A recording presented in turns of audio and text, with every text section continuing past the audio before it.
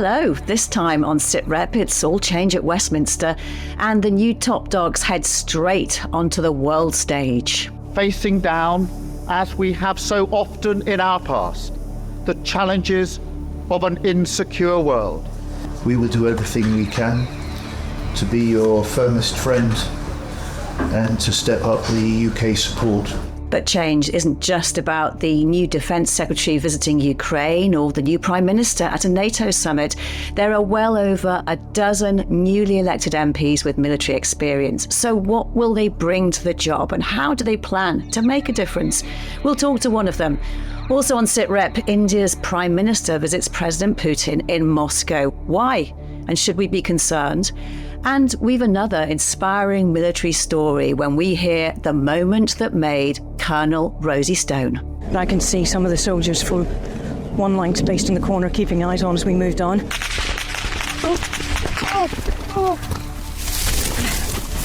And that's some more fire. So it's obviously an interesting time. I'm going to have to turn this off now. Sitrep with Kate Gerbeau and Professor Michael Clarke. So the new government seems to have hit the ground running on defence. Plenty to get on with, I guess, Mike. Yes, it was always anticipated that this government would make sure that it didn't drop the ball. Because the Labour Party always has this image that follows it round, that somehow it's unsafe on defence, it always has to keep proving it. And so I think it was always anticipated that if the Labour opposition came into government, which they did this time last week, they would have to hit the ground running, particularly on defence, not just because the international schedule required it, but because they need to show they will not drop the ball. And for that reason, I think they've got a fairly strong defence team and they're going for it in a pretty big way. And we will talk more about the big figures later. But the last few years of politics have been a stark reminder that ordinary backbench MPs do have significant sway.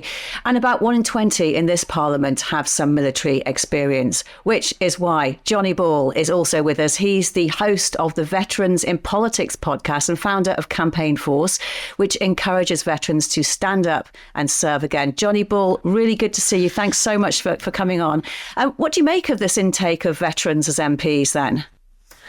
I'm absolutely delighted to see so many of my friends, people I've mentored and coached at very early stages of their interest in politics, now finally be elected. But I think the most poignant thing about it is the balance of these MPs across the parties. We've traditionally seen a heavily leaning dominance of the Conservative Party amongst the veteran cohort in Parliament, but the Labour Party have had an uplift from 2 in the last Parliament to 13 members of Parliament. So picking up on Mike's point, the optics of the Labour Party around defence, they've certainly made a huge effort to change what the perceptions might have been in the past.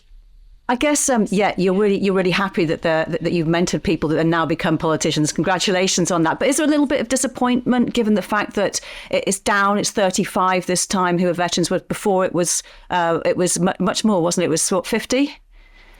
I think we should look in the detail of the individuals that are elected. I think some of the community will be fairly disappointed and upset that we've lost big names like Johnny Mercer, as an example, the previous Veterans Minister, who was a big pioneer of how we view veterans in this country.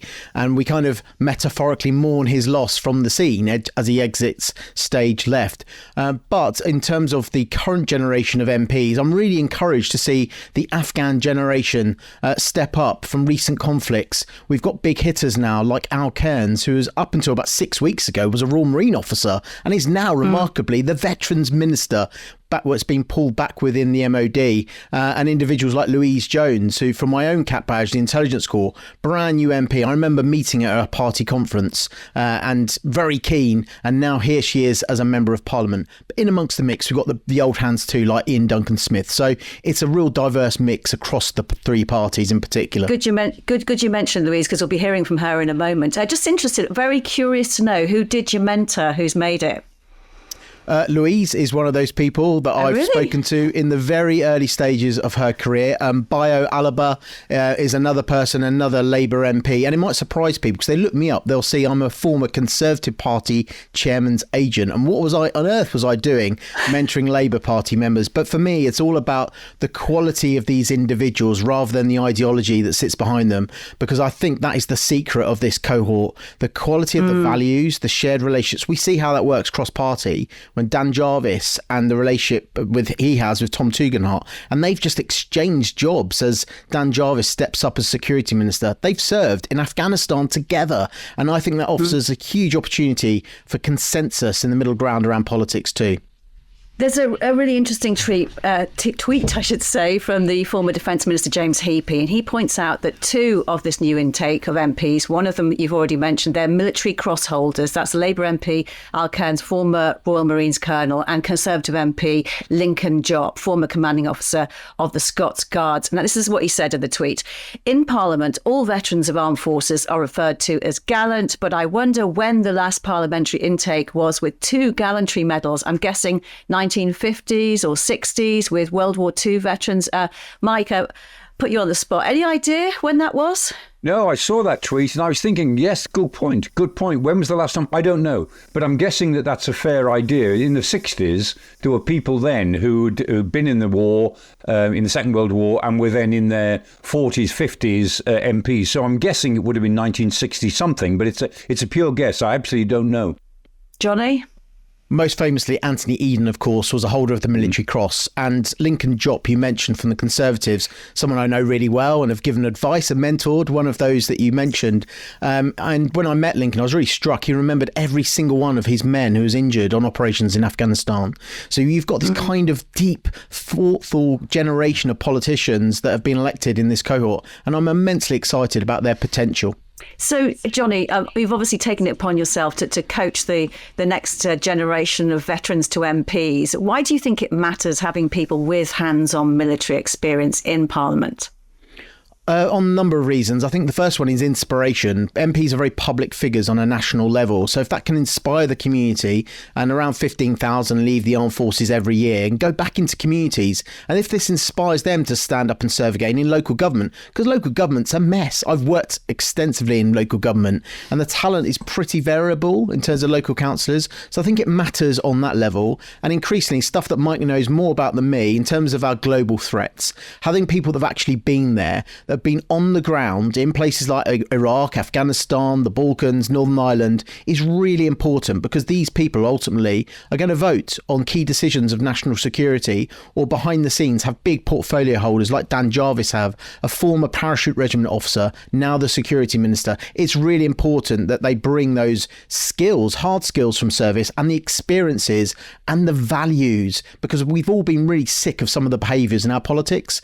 And I'm not saying that we're golden people within the armed force community, but you know what? We got a good start, right? Our values and standards, and that, I think politics is crying out for a bit of a refresh on those behaviours too. Well, one of the new intake of MPs with a military background is someone we've spoken to several times here on Sitrep, Louise Jones. Welcome, congratulations. Hi, thank you very much. Thanks for having me. When we were setting up this interview with you, we were saying you'll either be on a beach or you'll be here and very busy. So we're really grateful that you've made the time to talk to us. So, Labour MP for North East Derbyshire, can you give us a quick rundown of the military experience you bring to this job? Yes, I did 7 years in the army as an officer in the intelligence corps, which had a posting in Germany for a couple of years, a tour in Afghanistan, and then I finished up in Cambridgeshire. And just how useful do you think that kind of experience is going to be in your new job as an MP?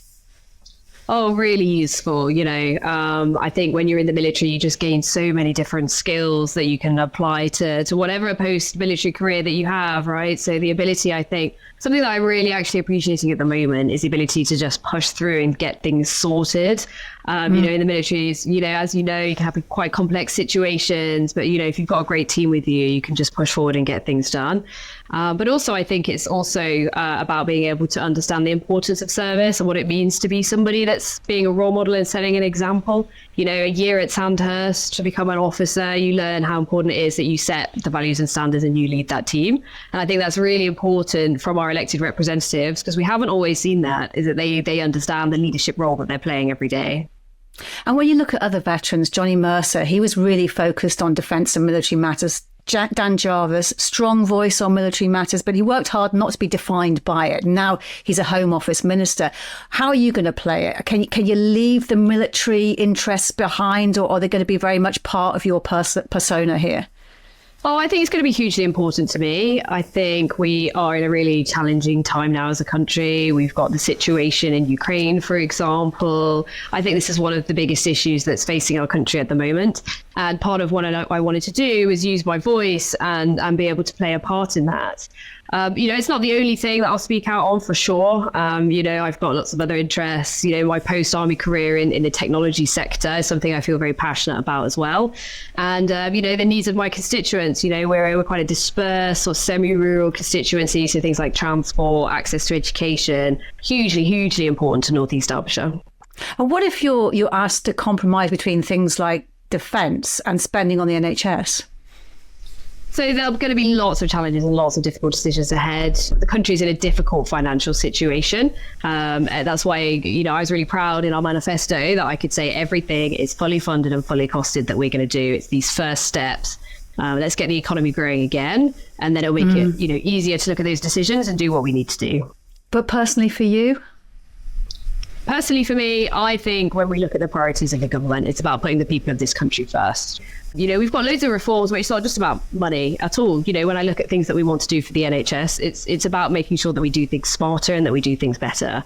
I don't think that it's just as simple as saying, should we spend an extra £8 on this or an extra £8 on that? That's not the decisions that are facing us really at the moment. The decisions are, how do we want to run things? How do we want to reform things? Do you have any advice to offer on how to do things smarter and better and more efficiently in defence? Yeah, so a big thing we need to do is make sure we get procurement right. I think there's a lot of different programs that we can point to where we could say, hey, I'm sure we can learn from these and not make those same mistakes again. There's some pretty eye-watering sums of money attached.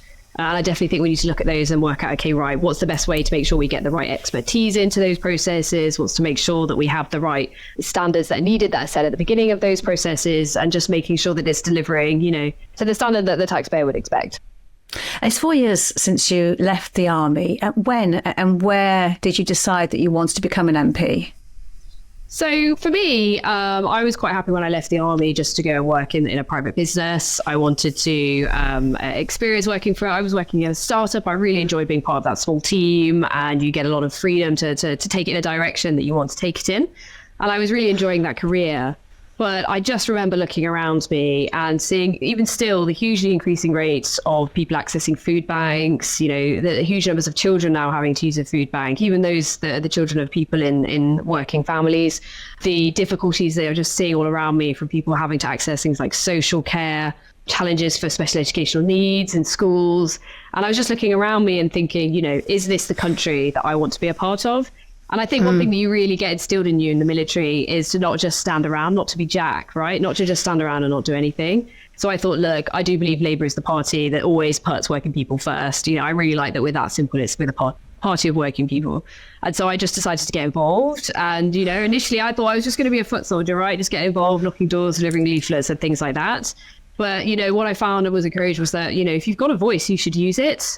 And then, had the honour of being selected by the Labour Party in North East Derbyshire, and here we are. Do you think you'd like to be a minister one day? I think I've got a lot of lessons to learn first. As I hear week one, just want to get my office up and running, make sure I get my team in place. How has the first week been? How's it all for you? What's it like? So in some ways it's been fantastic because the staff here have been amazing with the induction, from, setting up your office, how Parliament works.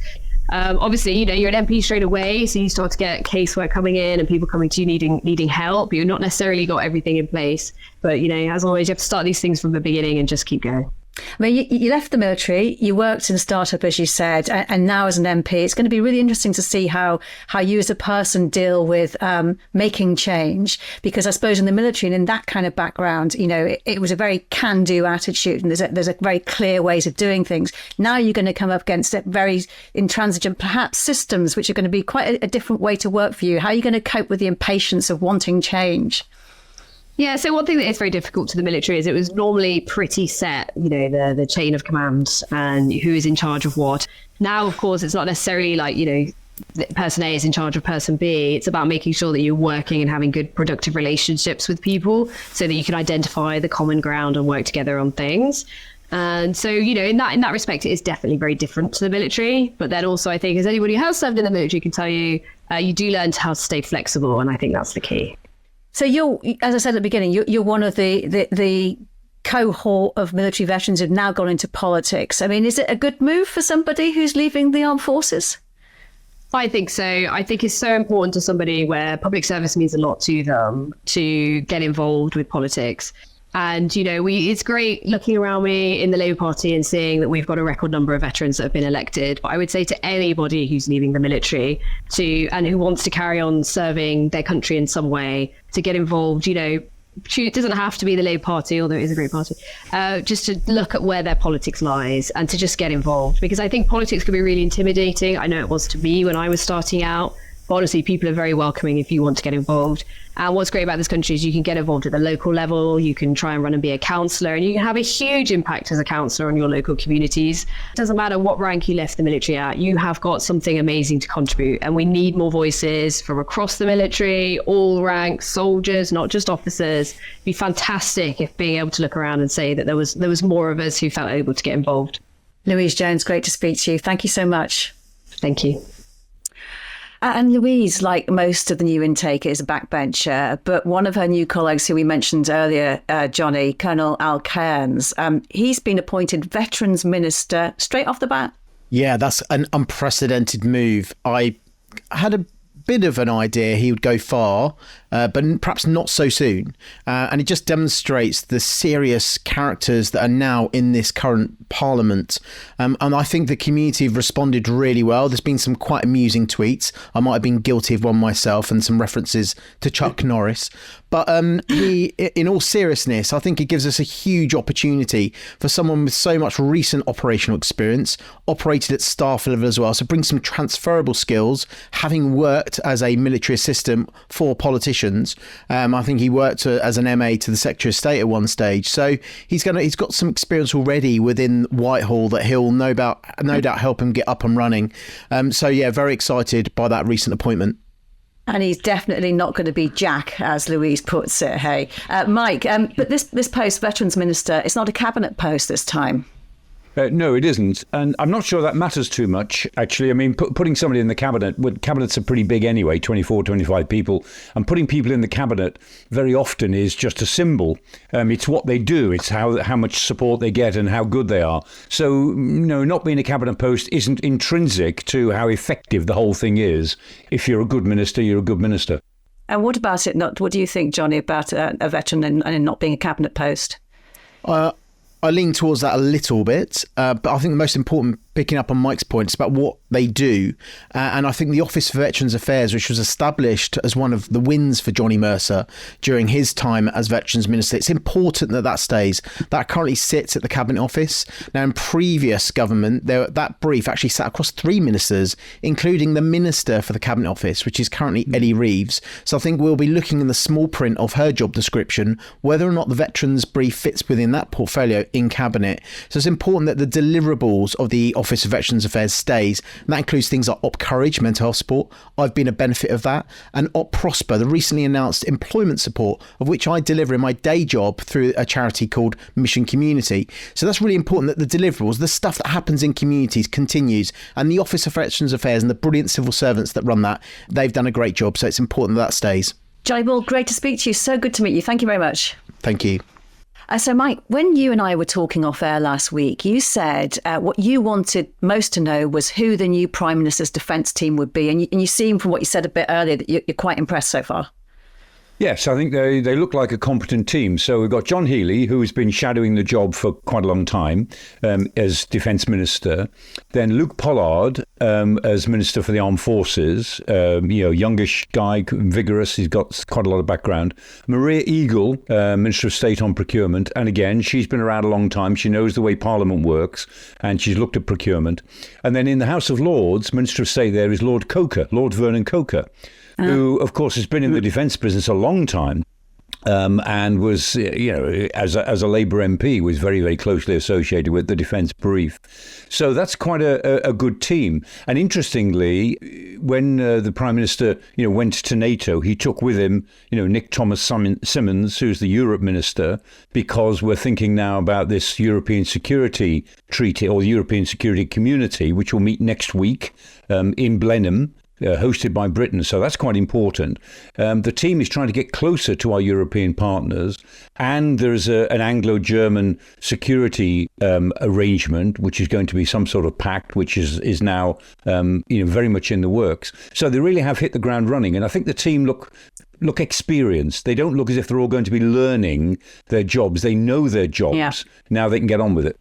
We'll be able to mark their first homework next week because then we will know more about the defence review and we'll know exactly how the NATO summit they're at has wrapped up. But can we just talk now about Ukraine? Because John Healey was in Odessa less than 48 hours after being appointed Defence Secretary. And then hours later, we saw those devastating attacks from Russia.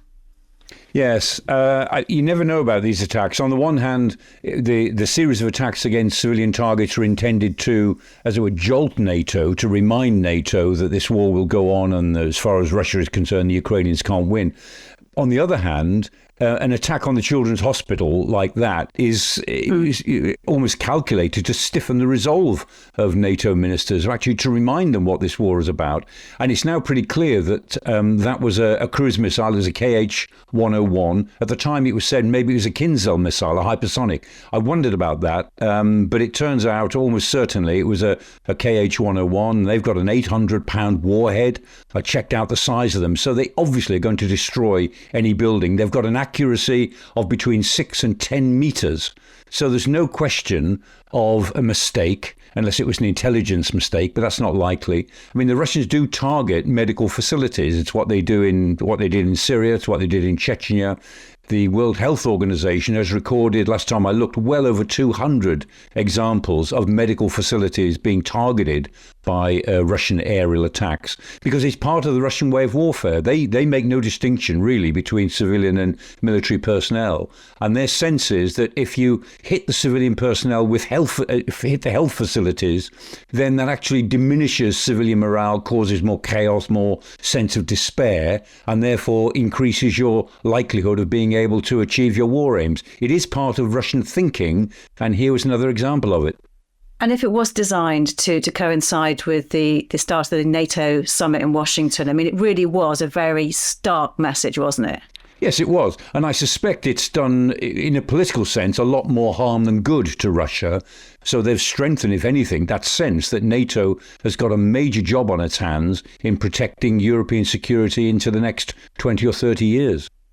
And while NATO leaders were flying to Washington, D.C., India's Prime Minister was taking hospitality from Russia's President Vladimir Putin. Narendra Modi, leader of the world's largest democracy, was pictured hugging President Putin on the two-day visit to Moscow. Mr. Modi called it a wonderful opportunity to deepen ties.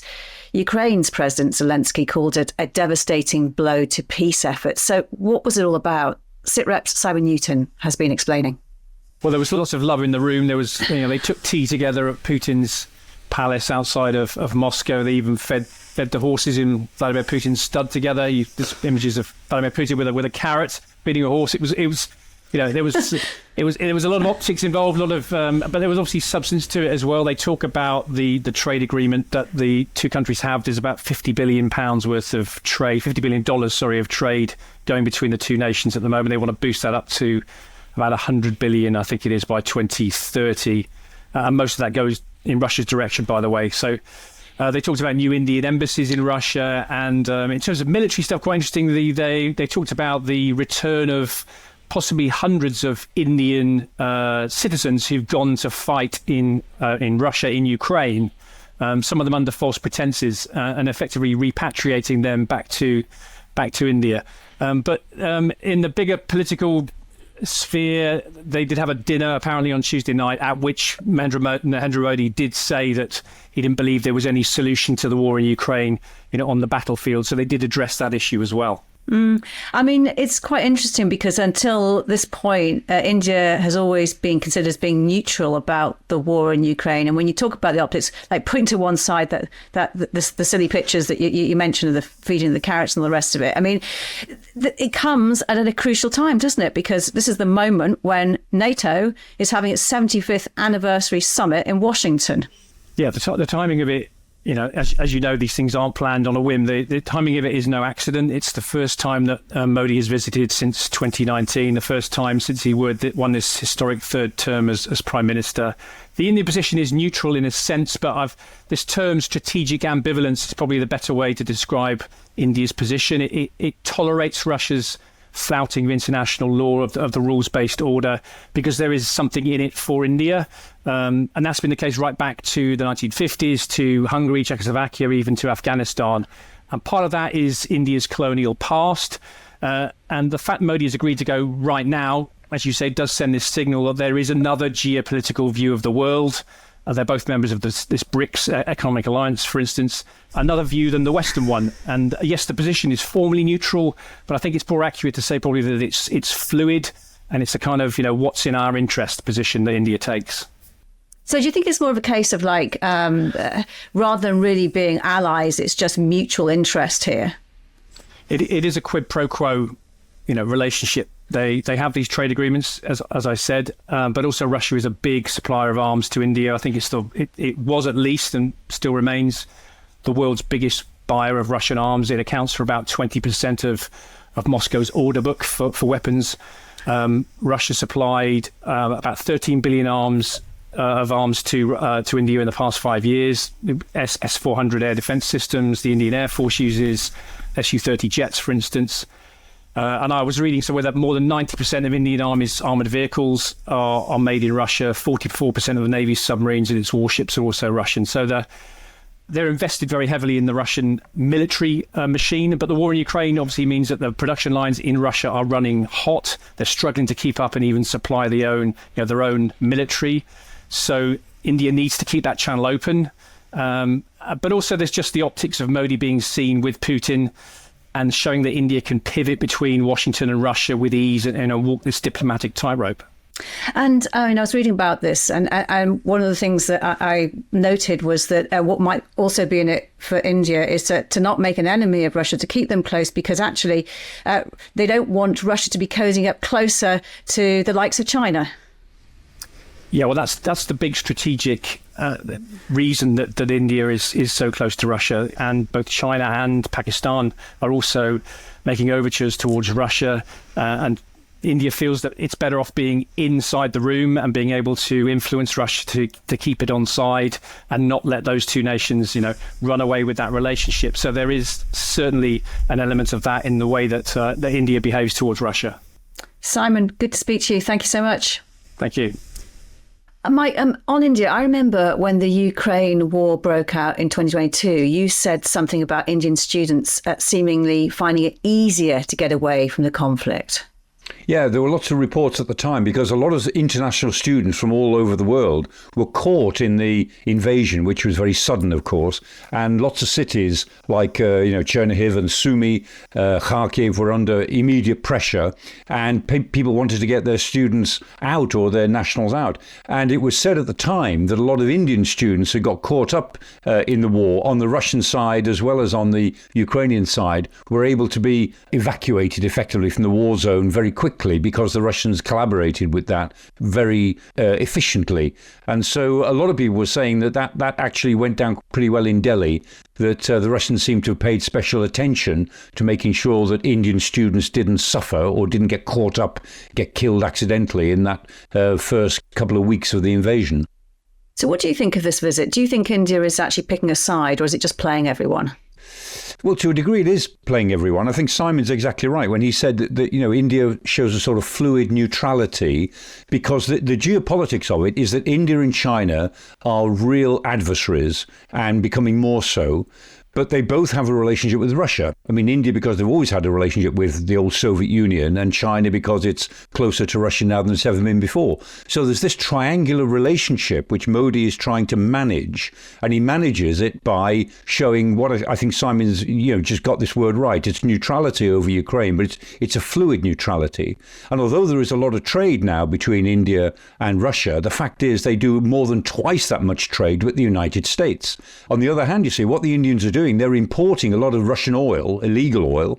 They're importing more than they need and then re-exporting it. So the Indians are actively helping the Russians evade international sanctions. They deny they're doing it, but I can promise you that they are. So Modi's doing quite well out of this war because he's, like a lot of people, like him, he's a natural demagogue. He leans towards the autocrats in the world. He sees himself as one of the strong men in the world. And he genuinely likes Putin a lot more than he likes any American president. And he doesn't want India to look as if it's a client of America. And he likes to be seen as one of the strong men of the world, which indeed in anti-democratic though he is one of the strong men in the world. So how much can we do to have India choose us over Russia? On this issue, the most important thing is to move to the situation where Ukraine is going to prevail. If it looks as if Ukraine will lose, then Modi will spend more time thinking about his relationships with Russia. If it looks as if Ukraine will prevail and Putin will lose, believe me, he'll move back towards the West. He will go to the winner. Now, this week's Moment That Made Me has been chosen by Colonel Rosie Stone. After an 8-year full-time career in the army, she became a reservist specialising in media operations. In the summer of 2010, that role took her to Afghanistan amid some of the most fierce fighting experienced by British troops in Helmand. Rosie's moment unfolds over the course of a few hours, but it starts with her recording an audio diary as she set out with one Lanx on what was supposed to be a short patrol. So we're just walking down the side of the compound wall, past a little bit of added HESCO baskets that protect the helicopter landing pad here. We're going to move it up to the tree line. We actually just called a contact. Just a couple of bursts of small arms fire. So the guys have gone firm in an irrigation ditch. So that little burst of gunfire seems to have stopped. We're now pushing further on down the route.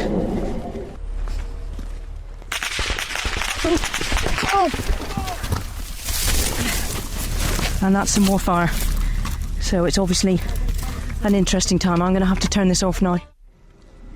Well, we've made it as far as another compound, literally with about 100 metres of checkpoint to Landa.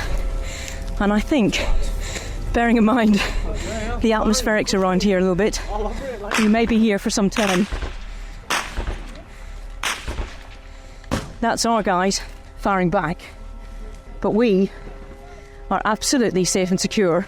A nice big compound wall, which is very satisfying. We're there, stand fast. Yes, everyone stood to.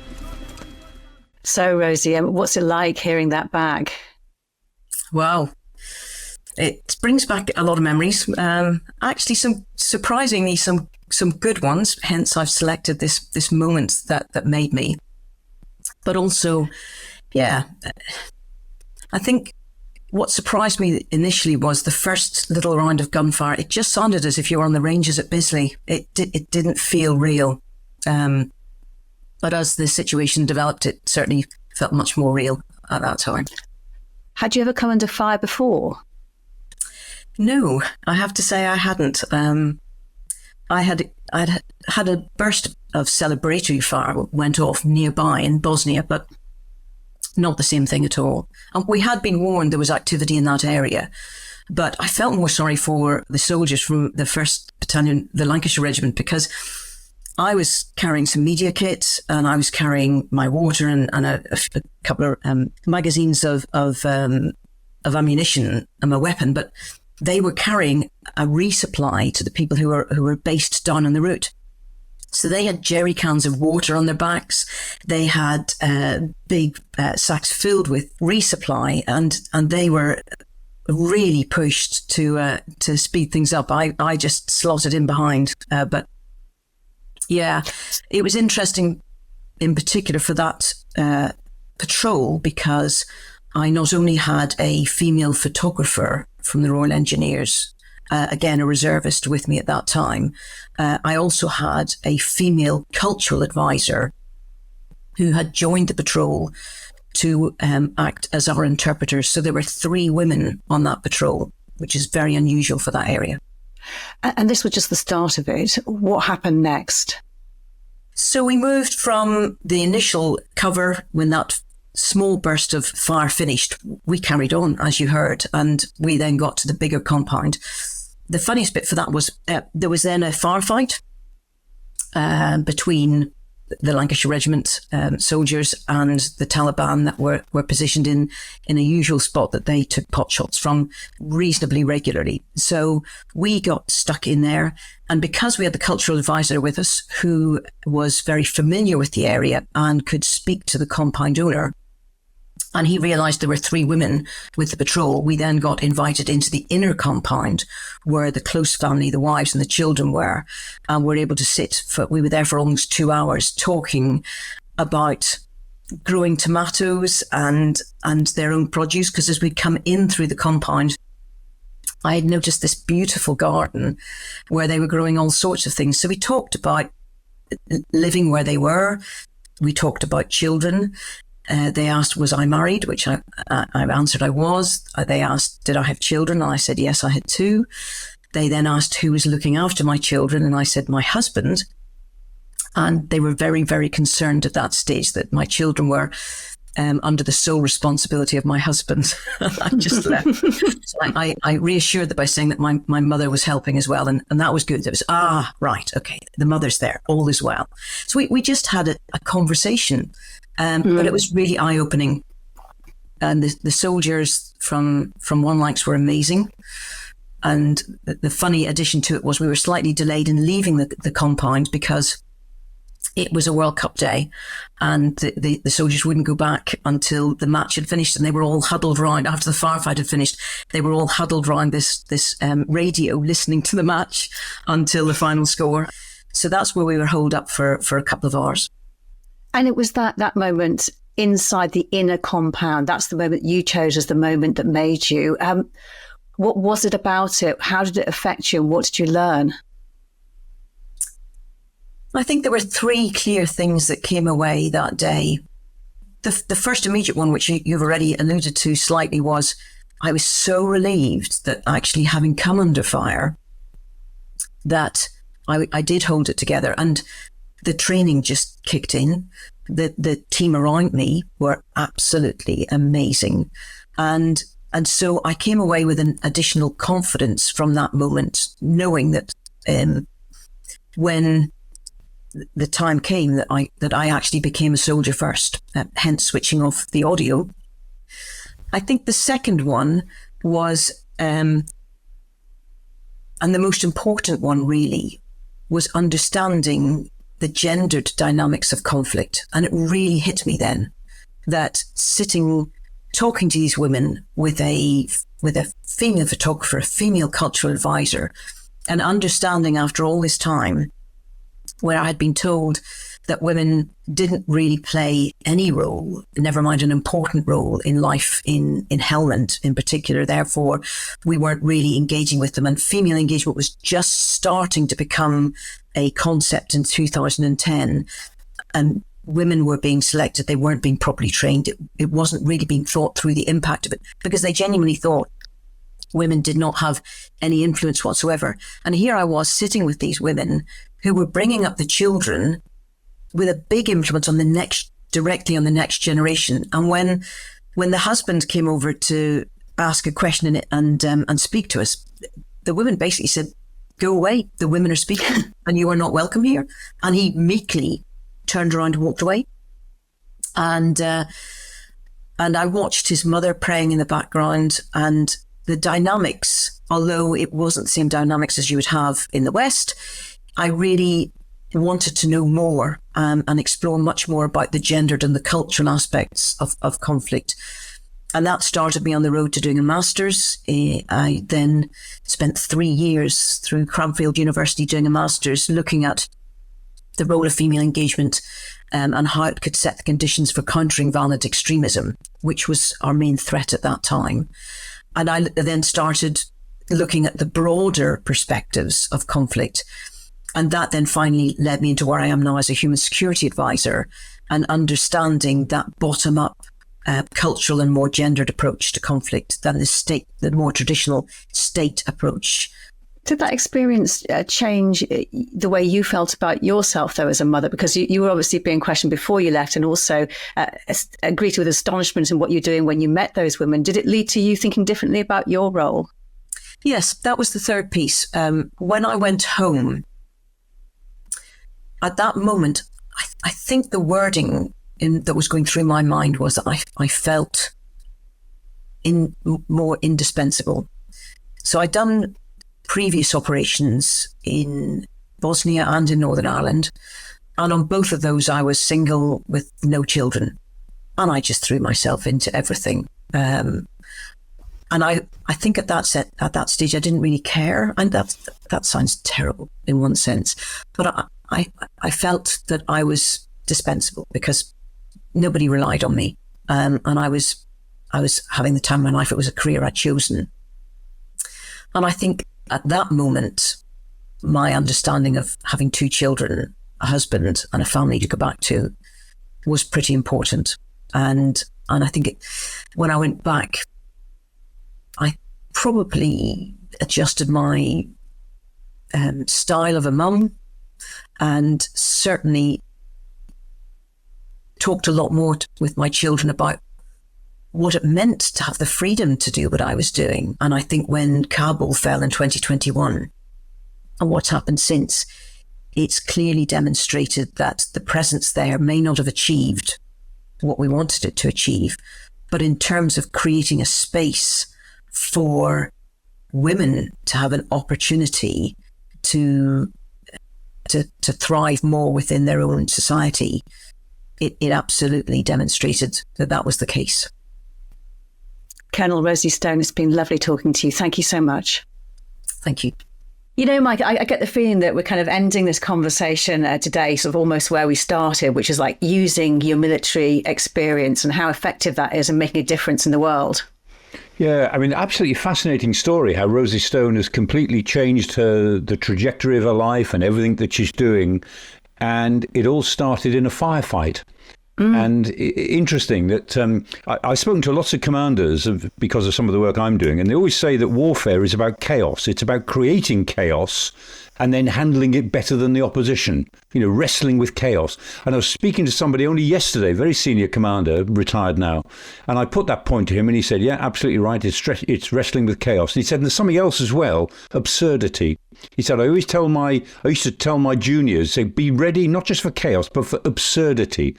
And when Rosie was talking there about the fact that they had to stay a bit longer so the lads could listen to the football in a dangerous situation, that's the absurdity. I mean, that's warfare creates those things. And it is very interesting that a lot of people are defined by the way they react to firefights, particularly their first firefights. And a lot of soldiers, male and female, will tell you that their first firefights were in some ways the most significant because of their own reactions to it. And it's fascinating to see that it started her on an intellectual and professional journey, which has taken her to a completely different place, and arguably one in which she feels more useful and important. But she wouldn't have got to that place if it wasn't for the military basis on which she began. Thank you, Mike, and thanks to all of our guests. That is all for now. Professor Michael Clarke and I will be back with another Sitrep next Thursday. Until then, you can always catch up with past programmes you missed online at bfbs.com/sitrep, the Forces News YouTube channel, or wherever you get your podcasts. For now, though, from me, Kate Gerbeau, thank you for listening. Bye for now.